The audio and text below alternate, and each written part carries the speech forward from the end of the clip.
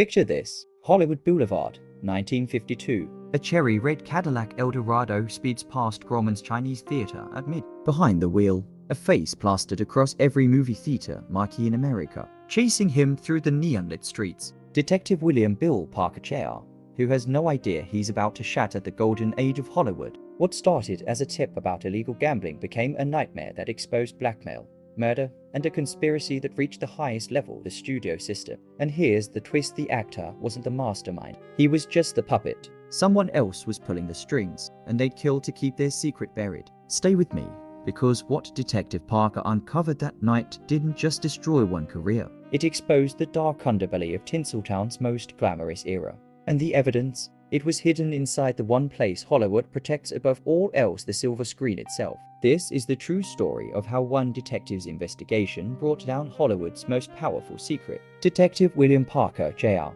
wasn't supposed to be working that night. It was Saturday, April 12th, 1952, his wedding anniversary. His wife Dorothy had made pot roast. They were supposed to go dancing at the Coconut Grove. But then the phone rang. The voice on the other end was female, scared, muffled by what sounded like fabric over the receiver. "Detective Parker, you worked the Norwood case last year, right? The chorus girl who disappeared." Parker sat up straight. Linda Norwood, 22 years old, vanished after a party at a Bel Air mansion. The case had gone cold 6 months ago. The department quietly closed it, ruled it a voluntary missing person. But Parker never believed that. "Who is this?" "I can't say.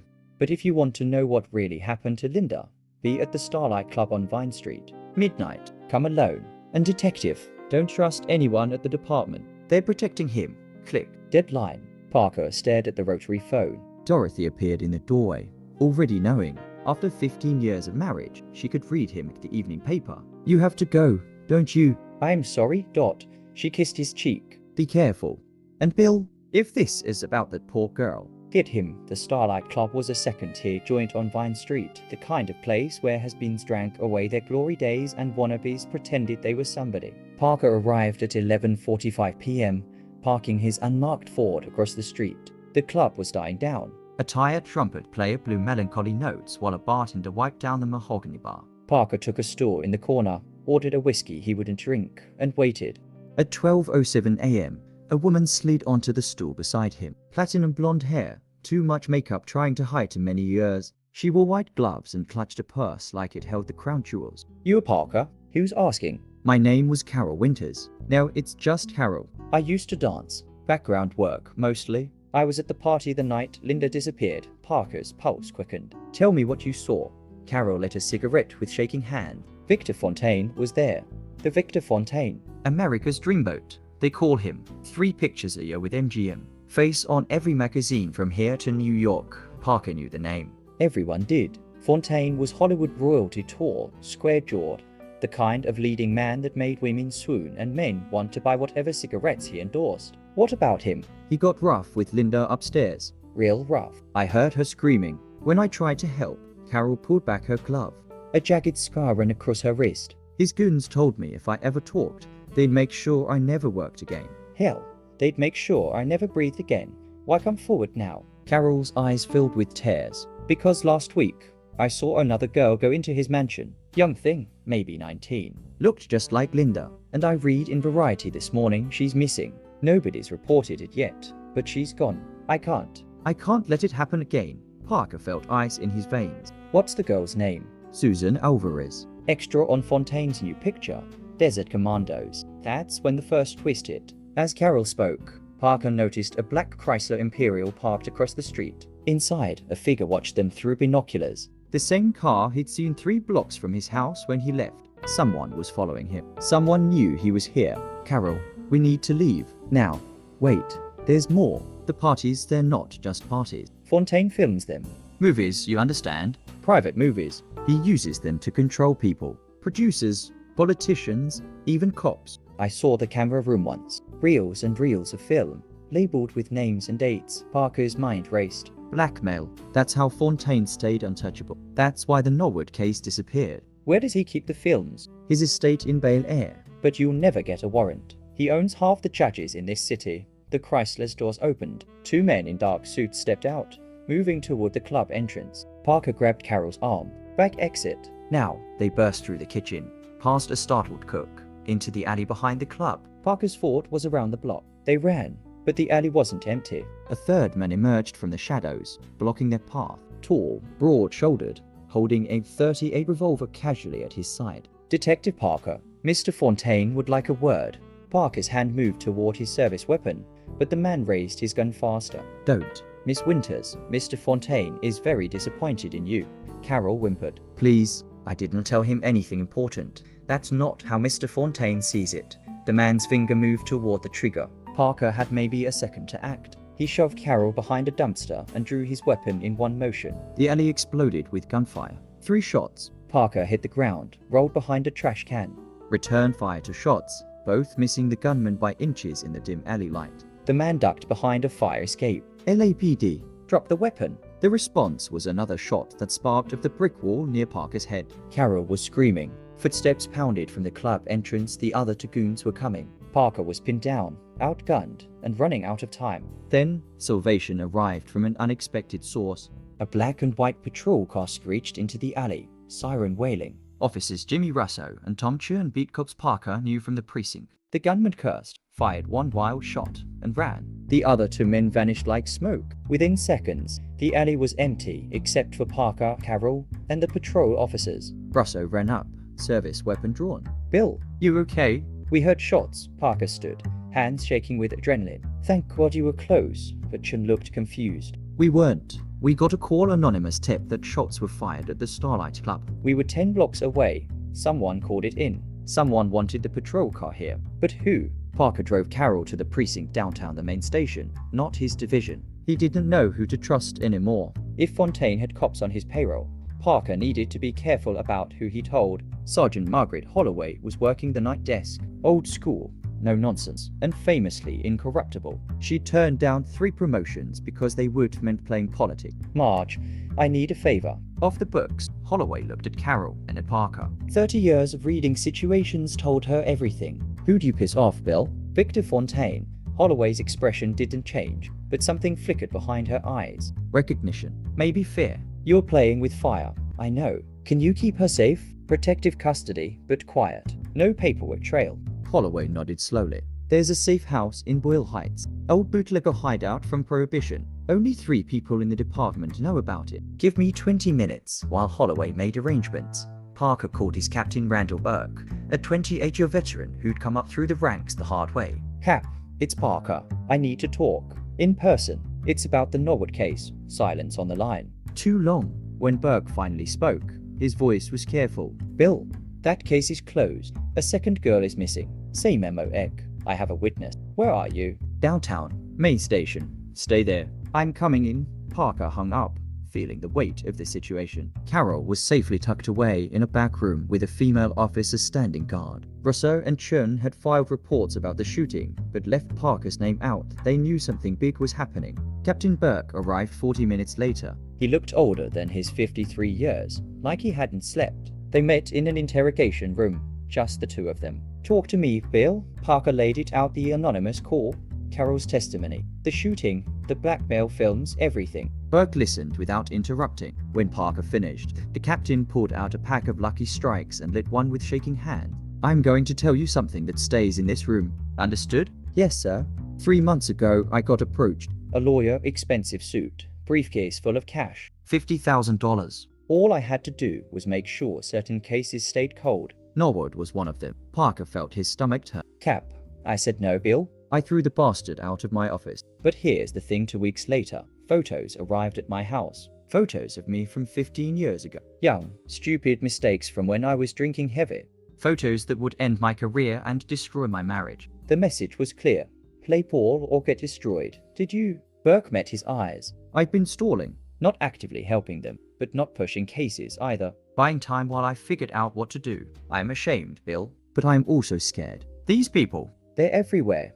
This was the second twist. The corruption went deeper than Parker imagined. If his own captain was compromised, who else? Cap, we can still fix this.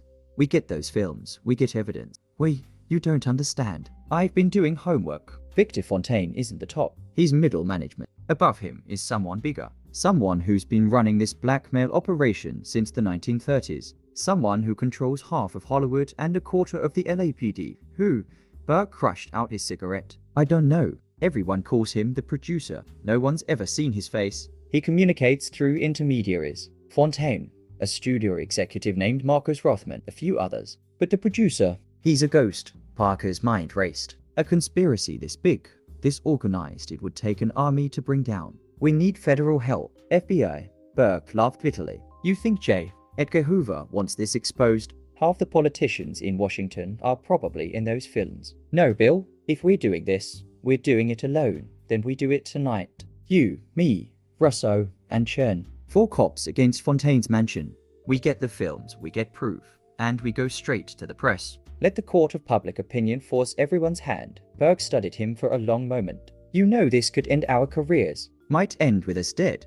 Linda Norwood was 22 years old. Susan Alvarez is 19. How many more girls, Cap? How many more? Burke stood up, straightened his tie. I'll get the warrants. You get your men ready. We hit the mansion at 4 a.m. early enough that Fontaine's security will be light, late enough that he's asleep as Burke left. Parker felt the weight of what was coming. This wasn't just a raid. This was war against an invisible enemy. But then came the third twist, the one that changed everything. Parker's phone rang. The desk officer patched through a call. Male voice, older, refined. Detective Parker, my name is Leonard Ashford. I'm a cinematographer at RKO Pictures. I have something you need to see. Meet me at the Paramount Theater loading dock in 1 hour. Come alone, or I disappear forever.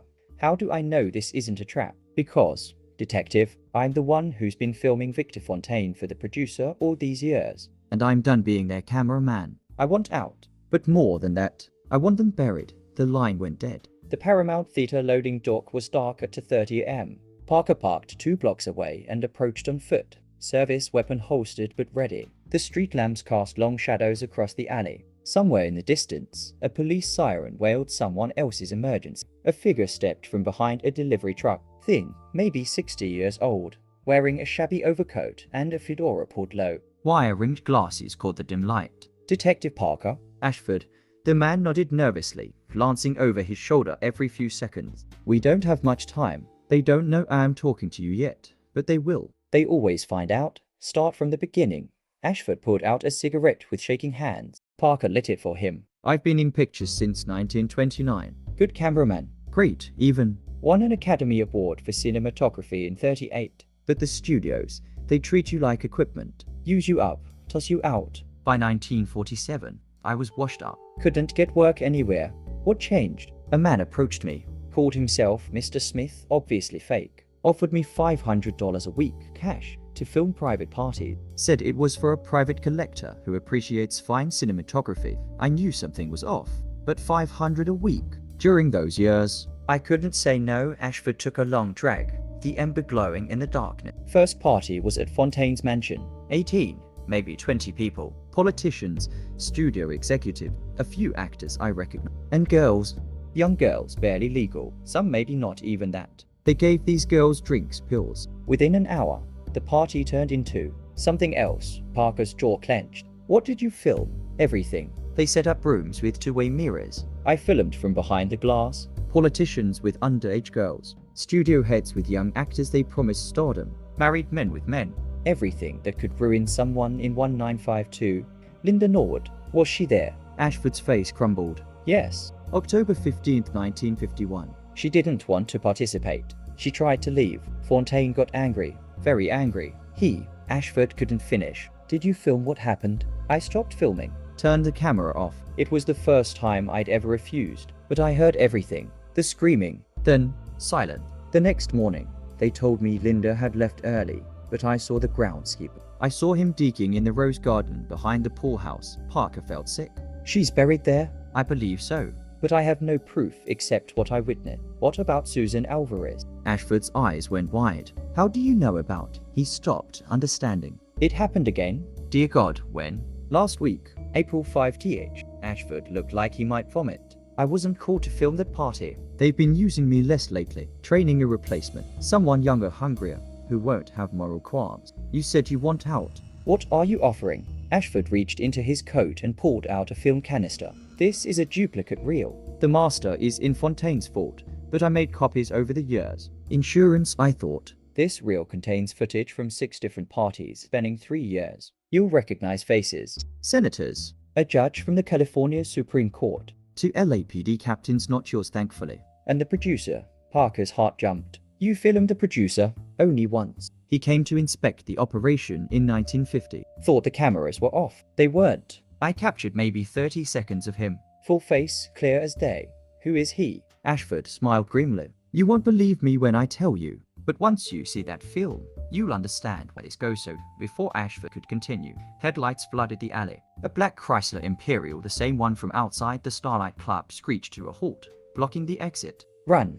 Ashford shoved the film canister into Parker's hands. 4 men emerged from the vehicle, all armed. Parker recognized one detective, Frank Morrison, West Division, a cop on Fontaine's payroll. Parker, don't make this harder than it needs to be. Parker and Ashford ran deeper into the loading dock. Behind them, footsteps pounded. A shot rang out, echoing of the concrete walls. They ducked behind a stack of film crates. Parker drew his weapon. Ashford, is there another way out? Through the theater.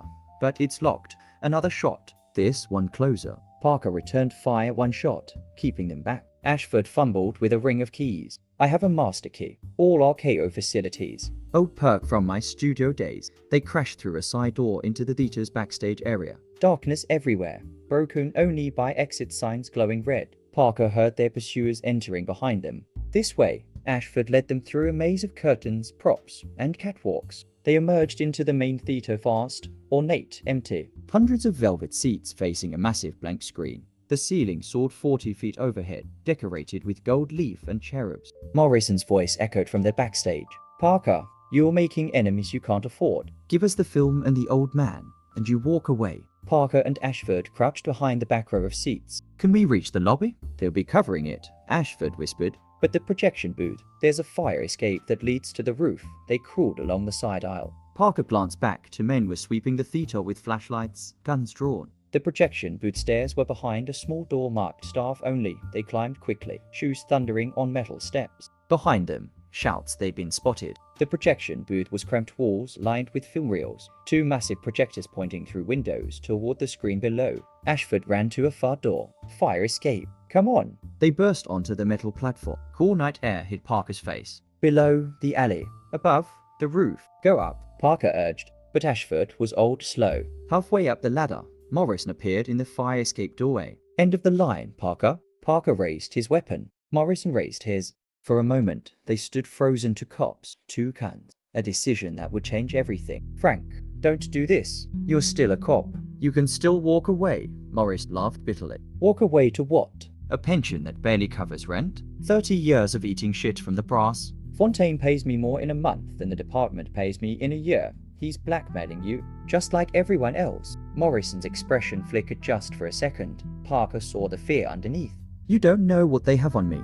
Then let's bring them all down together. Give me the truth. Help me end this. And maybe a shot fired. Not from Morris's gun. From above, Ashford screamed and fell, tumbling from the ladder. He crashed onto the fire escape platform, blood spreading across his chest. On the roof, a silhouette held a rifle. The 4th man, the sniper. No. Parker caught Ashford, lowered him gently. The old cinematographer coughed blood. The film. Ashford grabbed Parker's jacket. The producer. His name is... Another shot. This one hit the railing next to Parker's head. Morrison was climbing the fire escape now, gun raised. Parker was trapped, sniper above, Morrison below. Ashford dying in his arms. The old man used his last breath. Theodore. Marcus. Gold. His eyes went empty. Leonard Ashford, Academy Award-winning cinematographer, died holding onto Parker's jacket. Theodore Marcus Gold. The name hit Parker like a freight train. Theodore Gold was a legend. The founder of Golden Age Studios. The man who'd produced 50 of Hollywood's biggest pictures. The mogul who discovered half the stars in the sky. He was Walt Disney and Louis B.N. May have combined wholesome, beloved, untouchable, and according to a dying man, he was the producer. The architect of Hollywood's blackmail empire. Morris reached the platform. Give me the film, Bill. Parker stood, the film canister tucked inside his jacket. Morris's gun was pointed at his chest. I can't do that, Frank. Then I'm sorry. Morrison's finger tightened on the trigger. This was it. Parker closed his eyes, thinking of Dorothy, thinking of Linda Norwood, thinking glass exploded below. Someone crashed through the theater's lobby window. Shouts. More gunshots. Captain Burke's voice LAPD. Drop your weapons. Backup had arrived. Morrison turned, distracted. Parker took the opening, lunged forward, knocked the gun from Morrison's hand. They grappled on the fire escape, metal rattling beneath them. Below, Burke, Russo, and Chen stormed the theater, engaging Fontaine's men. Gunfire echoed through the ornate space. On the roof, the sniper tried to reposition. Russo spotted him, fired 3 shots upward. The sniper ducked back. Parker and Morrison fought like animals. Morrison was younger, stronger, but Parker was fighting for something bigger than himself. He landed a punch to Morrison's jaw, followed by another to his gut. Morrison staggered, tripped on Ashford's body, and fell backward. His head cracked against the metal railing. He went still. Parker didn't wait, grabbed Morrison's gun, and ran up the ladder to the roof. The sniper was repositioning, trying to get an angle on Burke's team. LAPD, drop it. The sniper spun, raising his rifle. Parker fired once. The man fell. Down in the theater, the firefight was ending. Chen had 1 suspect in custody. Another lay wounded. The 4th had fled. Burke climbed the fire escape, breathing hard. He looked at Ashford's body, then at Parker. Did he talk? He gave me everything. The film. And a name. Who? Theodore Gold. Burke's face went pale. Jesus Christ. Bill, if that's true, it's true. It's on the film. Ashford recorded him. Cap, we need to move now. Once Gold realizes Ashford is dead and the film is out, he'll burn everything. The evidence at Fontaine's mansion, the other copies, all of it. We have maybe 2 hours. Burke looked at his watch. 3:47 a.m. The warrants won't be ready until 6. Then we go without warrants. We claim probable cause, shots fired, pursuit of suspect. We'll deal with the legal fallout later. Burke made a decision. Russo, Chen, get this scene secured. Call for CSI and the coroner. Tell them nothing about Gold. Just that we interrupted a burglary. The 2 officers nodded, understanding the assignment. Burke turned to Parker. You and me, we're going to Bel Air. If we do this, there's no going back. I know. They took Burke's car, an unmarked Plymouth Savoy. The drive to Fontaine's mansion took 20 minutes through empty dawn streets. The city was still asleep, unaware that its most powerful man was about to fall. Fontaine's estate was on Charlton Road, tucked behind tall hedges and iron gates. Old money, old Hollywood, the kind of place where secrets stayed buried. Burke drove past the main gate, then doubled back and parked 2 streets over. They'd go in on foot, through the service entrance. Ashford had mentioned a side gate the staff used. The gate was unlocked. Someone had been sloppy. They crept through the gardens, past the pool that gleamed under moonlight. Parker remembered Ashford's words about the rose garden behind the poor house. They'd come back for first, the films. The mansion was dark except for 1 window on the 2nd floor. Fontaine's bedroom, probably. Burke tried the French doors leading to the study. Locked. Parker pulled out a lockpick, said not standard LAPD issue, but sometimes you need to bend the rules. 30 seconds later, they were inside. The study was exactly what you'd expect: leather furniture, oil paintings, an Oscar statue on the mantel. And against the far wall, a vault door, hidden behind a painting of Fontaine's first starring role. Can you crack it? Burke whispered. Not a chance. We need Fontaine. They climbed the stairs silently. The mansion felt empty to quiet. At the top, they found the lit bedroom. Burke positioned himself on one side of the door, Parker on the other. On 3. 1, 2, 3. They burst in, guns drawn. The bedroom was empty. Bed made, suitcase open, half packed. He's running, Burke said. They heard it, then an engine starting. The garage below them. They ran back downstairs, through the house, emerging into the circular driveway just as a silver Jaguar XK1 Tourer roared to life. Victor Fontaine behind the wheel, his movie star face twisted with panic. LAPD. Stop the vehicle. Fontaine floored it. The Jaguar shot forward, tires screaming. Parker aimed at the tires, fired twice. 1 shot missed. The other hit the rear tire, exploded. The Jaguar swerved, smashed through a hedge, and crashed into a marble fountain. Steam poured from the crumpled hood. Burke and Parker ran over, guns raised. Fontaine stumbled out, blooded but alive. His perfect face was cut, his expensive suit ruined. The dreamboat looked very human now. It's over, Victor, Parker said. Fontaine laughed, a broken, hysterical sound. Over? You have no idea what you're messing with. You can't touch Theodore Gold. He owns this city. He owns you. We have the films, Burke said. Ashford's testimony. It's done. Fontaine's laughter died. For the first time, real fear crossed his face. Ashford, you talk to. Oh God. You don't understand. If Theodore finds out what? Parker pressed. That his blackmail empire is crumbling? That we're about to expose everything? He'll kill everyone. Anyone who knows anything. He's done it before. Fontaine was panicking now. The actor's mask completely gone. In 1945, a reporter started digging. Theodore had him killed, made it look like a robbery. In 49, a studio accountant noticed discrepancies. Car accident on Mulholland Drive. Theodore doesn't leave loose ends. Burke grabbed Fontaine's collar. Then you're going to help us. You're going to open that vault, give us every film, every document, everything. And then you're going to testify against Gold. In exchange, maybe you don't die in prison. Fontaine nodded frantically. Yes, anything. Just protect me. He'll send people. He always sends people. They marched Fontaine back inside. He opened the vault with shaking hands. Inside, hundreds of film canisters meticulously labeled. Names, dates, locations. Burke started loading them into evidence bags. Parker noticed something else. File folders. Financial record. Payments to cops, judges, politicians. A ledger of corruption spanning 2 decades. And one folder labeled simply Insurance. Parker opened it. Inside, photos and documents about Theodore Gold himself. His real name, Theodore Goldstar. His past connected to organized crime in New York before coming to Hollywood. His secret affairs, illegitimate children, financial crimes that would make Al Capone blush. Gold kept dirt on himself. Burke was confused. Insurance, Fontaine said quietly. If anyone ever moved against him, if the blackmail ever failed, he'd release this himself. Control the narrative, spin it as a vendetta against a Jewish immigrant who built an empire.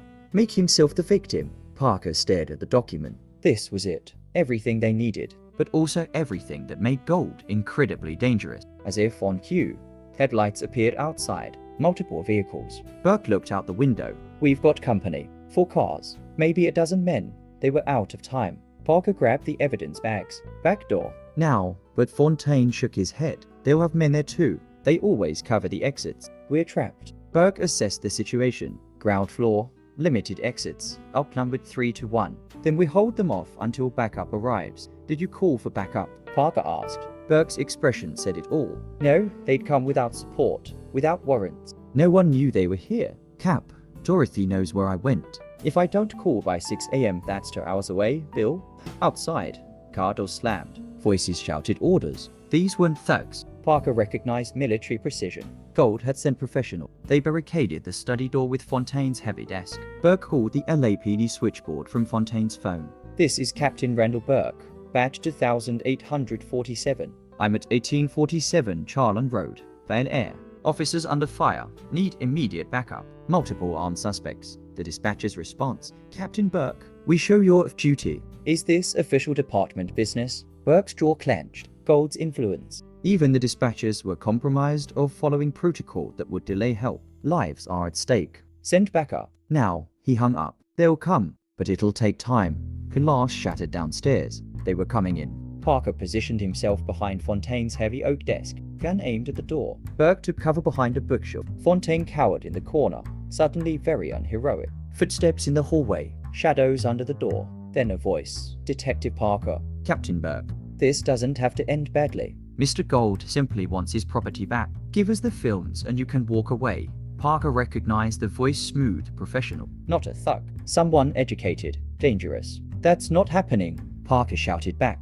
Think about your futures. Your families. Dorothy's a sweet woman, Parker. Would hate for something to happen to her. Parker's blood went ice cold. They'd threatened his wife. Burke saw Parker's expression. Put a hand on his shoulder. Easy. That's what they want. You lose your head. We all die.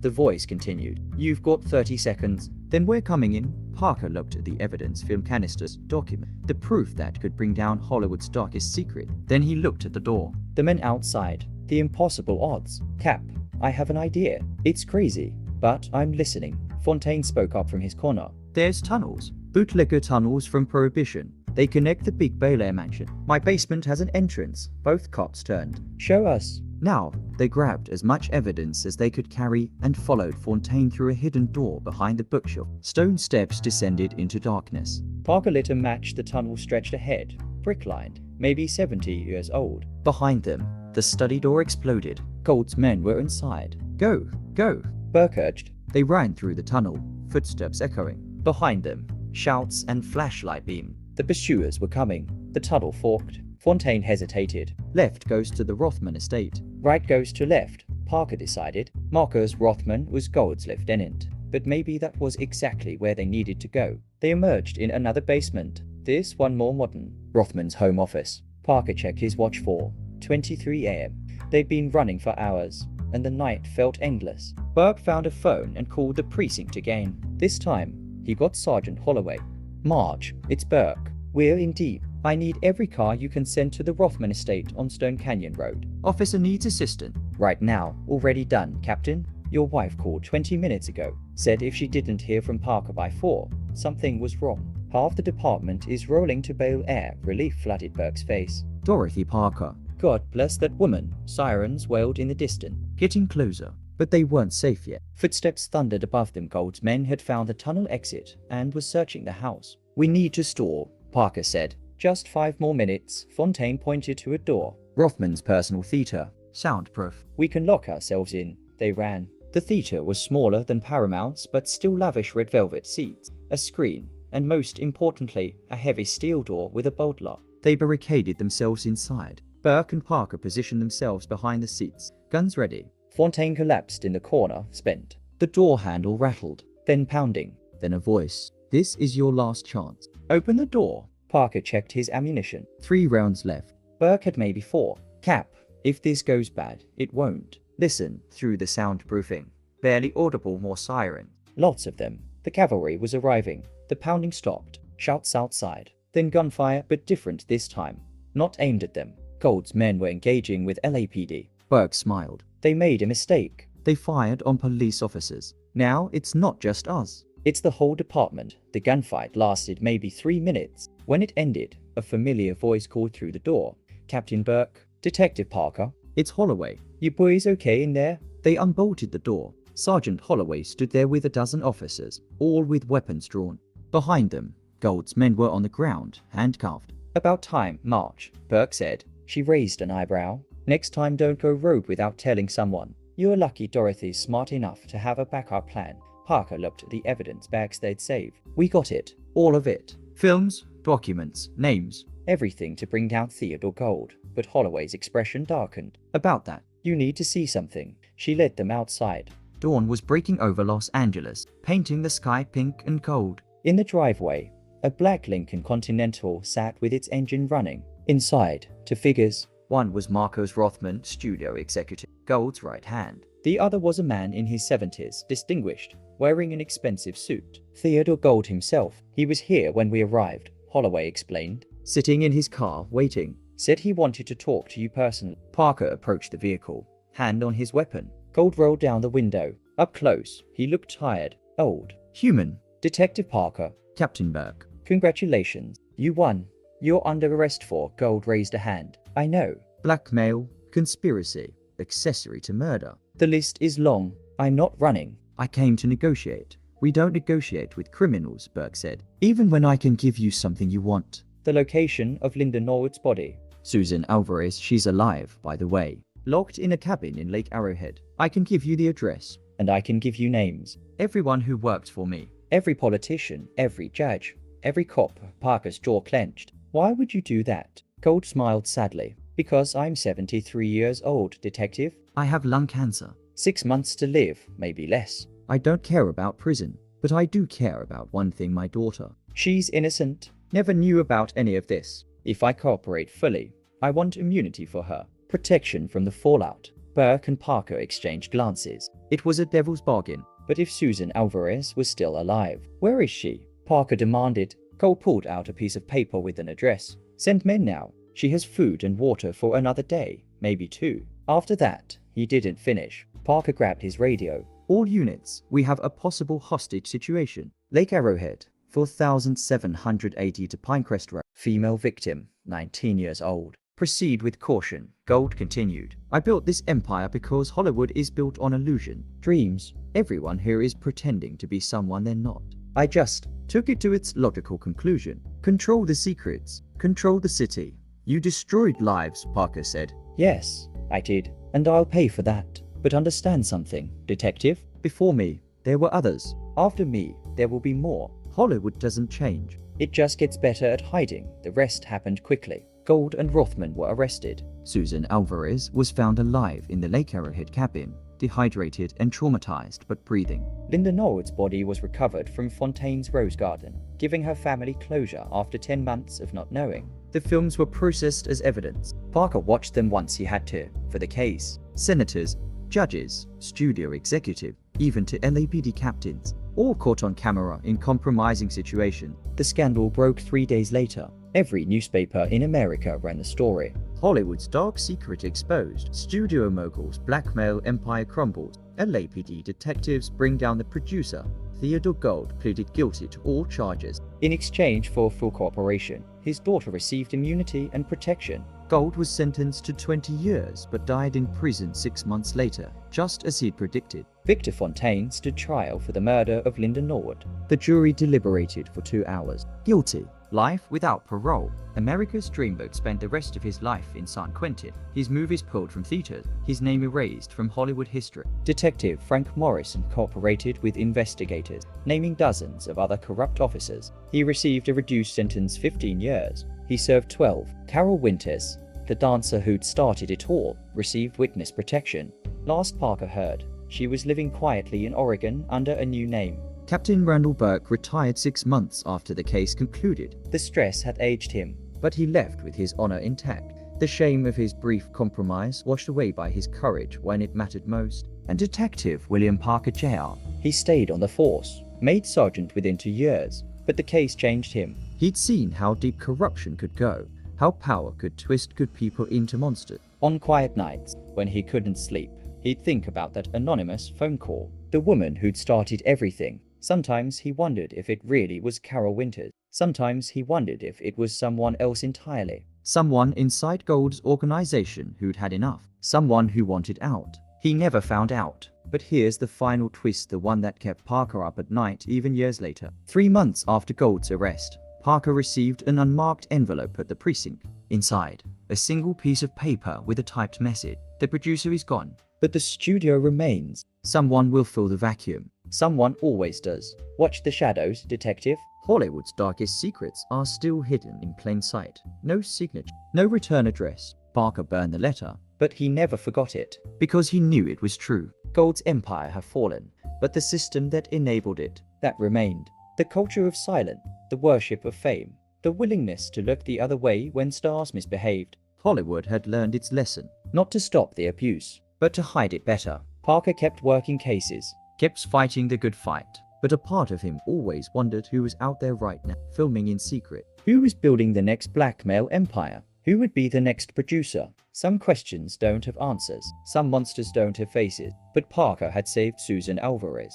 He'd given Linda Norwood's family closure. He'd brought down one of the most powerful men in Hollywood and exposed a conspiracy that reached the highest levels of California society. Was it enough? Could it ever be enough? On April 12th, 19531 year to the day after that anonymous phone call, Parker took Dorothy dancing at the Coconut Grove, the anniversary dinner they'd missed the year before. As they swayed to the music, Dorothy whispered in his ear, "You did good, Bill. You saved lives. That matters." Parker held his wife closer. Maybe she was right. Maybe it did matter. Maybe one detective couldn't change the whole system, but he could change it for a few people. A girl who got to go home. A family who got answers. A city that learned, even briefly, that nobody was untouchable. The band played on. The lights twinkled. Hollywood glamored and gleamed. But Parker knew the truth now. He'd seen behind the curtain, and he'd never look at the silver screen the same way again. The moral of this story? Power corrupts, but it doesn't corrupt forever. Eventually, someone stands up. Someone says no, someone fights back, even when the odds are impossible. Linda Norwood couldn't fight back. Susan Alvarez couldn't escape on her own, but Detective William Parker could, and did. That's the lesson. Not that evil doesn't exist, not that corruption doesn't run deep, but that ordinary people, cops, witnesses, even washed-up cinematographers can make a difference when they choose courage over comfort. Theodore Gold controlled Hollywood for 20 years, but in the end, a detective on an anniversary dinner date brought him down. Never underestimate what one person can do when they decide enough is enough. What would you do if you got that anonymous phone call? If you discovered the corruption, would you look the other way like so many did? Or would you be like Parker, willing to risk everything for the truth? Because here's the thing, somewhere out there, right now, someone knows a secret. Someone sees an injustice. Someone has evidence of corruption. The question isn't whether evil exists. The question is whether good people will stand against it. Detective William Parker did.